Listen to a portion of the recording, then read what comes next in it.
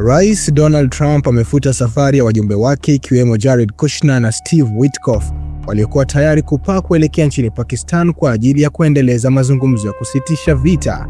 Trump amesema hawezi kuruhusu watu wake kusafiri kwa zaidi ya saa 18 kwenda kupoteza muda kwenye mazungumzo yasiyo na tija wala mashiko. Kupitia mtandao wake wa Truth Social, Trump alidai kuwa Iran inaweza kuwasiliana na Marekani ikiwa inataka mazungumzo. Pia alidai kuna mgawanyiko wa uongozi katika taifa hilo la Iran.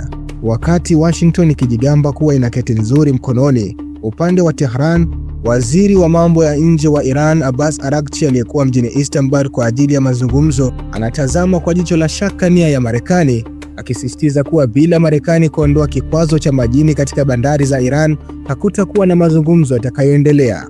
Araghchi kupitia mtandao wake wa X alibainisha kuwa Iran imewasilisha mfumo unaoweza kumaliza vita, lakini haina uhakika kama Washington iko tayari kwa diplomasia.